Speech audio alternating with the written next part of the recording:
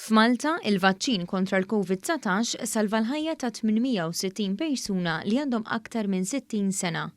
Dan ħareġ fi studju li għamlet l-Għaqda Dinja tas-Saħħa li wara wkoll kif madwar l-Ewropa it-tilqima salvat il-ħajja ta' kważi 900,000 persuna.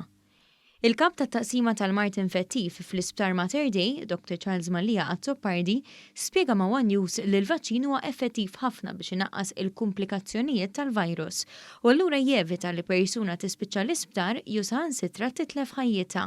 Peress li Malta konna effettivi ħafna biex inlaqmu il-maġġoranza kbira tal-popolazzjoni iżjed minn 90%, dan evita li jkollna dawn il-komplikazzjonijiet kollha u ovvjament l-imwiet. L-istudju wera wkoll li t-tilqim naqqas it-trasmissjoni tal-virus bejn il-persuni. Il-vaċċin, anke meta jaħdem tajjeb, mhux neċessarjament jevita kompletament ir-riskju li tieħu l-infezzjoni. L-importanti l-messaġġ huwa li anke jekk jieħu l-infezzjoni jiena vvaċċinat, ma jagħmellix deni u ma jagħmellix komplikazzjonijiet tal-COVID. U allura ma jkollix nidħol l-isptar. Biss anka hemm effett ukoll fuq it-trasmissjoni, ġifieri jekk jiena ġejt ivvaċċinat u kelli l-COVID xorta waħda, iċ-chances li jiena ngħaddi għal ħaddieħor huwa inqas. Dr. Malija Azzopardi fakkar kif fl-Ewropa il-każijiet tilgħin sew u anke qed jiżdiedu l-persuni li jkollhom bżonn jitlu l-isptar minħabba l-COVID. B'differenza f'Malta, anke jekk qed jiżdiedu l-infezzjonijiet fil-komunità, in-numru ta' persuni li qed jiġu bżonn il-kura fl-isptar għadu stabbli.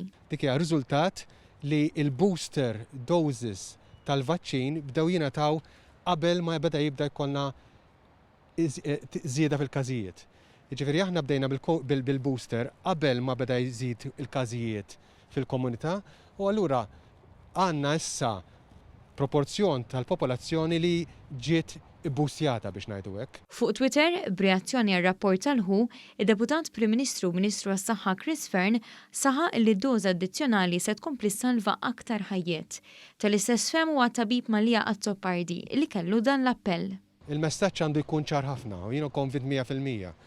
Hija li l-vaċċinazzjoni hija importantissima biex tnaqqas il-komplikazzjoni tal-COVID li ġal in-nies titlu l-isptar u l-booster huwa importantissimu wkoll biex aħna d-difens tagħna kontra l-COVID u l-COVID sever innaqsu kemm jista' jkun.